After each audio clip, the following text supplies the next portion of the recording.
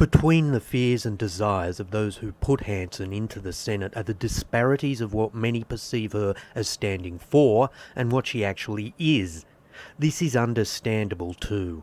Hanson speaks about immigration, foreign ownership and welfare. Hanson is perceived as being unwavering. This is what she said of the man who had her jailed with the filthy lucre from his Liberal Party slush fund. It took me a long time to get over it. I blame Tony Abbott, John Howard for my imprisonment, and no one will ever change my opinion about that. And this is what became of that doggedness. Pauline, it's good to catch up with you again after all these years. Yeah, I think it is great too, and I really appreciate you coming to my office and saying hello and welcoming me to the Parliament, and we've had a bit of a chat and we've had a cup of coffee and it's great, and I really do appreciate that, Tony. Likewise, Hanson speaks about foreign ownership. Any foreign ownership is regrettable, but why are we allowing the Chinese government an oppressive communist regime to own our land and assets? Why are we allowing our ports, utilities, services, agricultural land and industries to be acquired by foreigners of any nationality?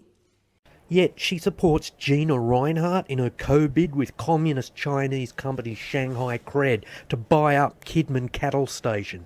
Firstly, Rinehart infamously addressed Australians, suggesting that they should be happy working for $2 a day. Rinehart makes no bones about wanting foreign ownership and foreign workers in the country. She envisages economic zones which translate largely as Chinese ownership of Australian farming and minerals, so hell-bent on having Chinese workers on our shores to undermine pay and conditions that she penned a daft poem and had it inscribed on a plaque on a huge rock which is displayed in West Australia. This is an excerpt. To think prosperity is created by waving a magic wand. Through such unfortunate ignorance, too much abuse is hurled against miners, workers and related industries who strive to build the world.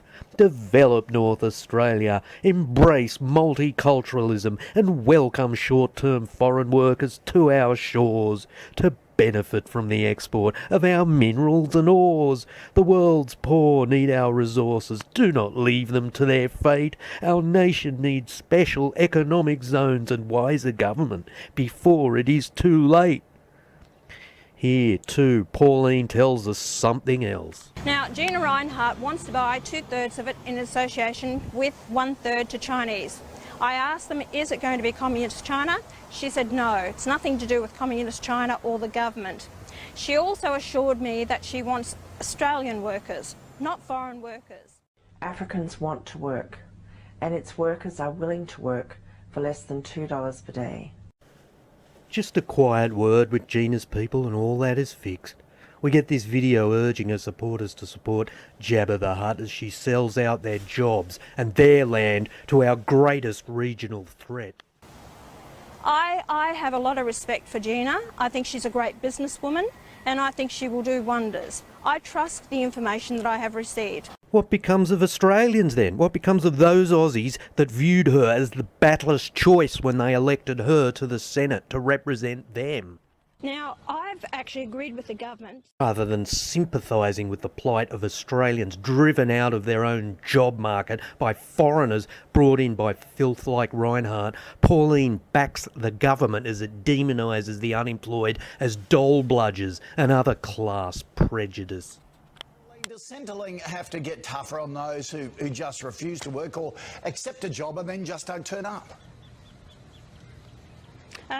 Definitely they have to get tougher, Koshi, of course, but it comes down from the top. So at the very top is the Prime Minister, and then you have the ministers responsible for these portfolios. We have people ripping off the system. They're going to tourist areas, Byron Bay, Gold Coast, Sunshine Coast, purely because they know they won't need to get a job.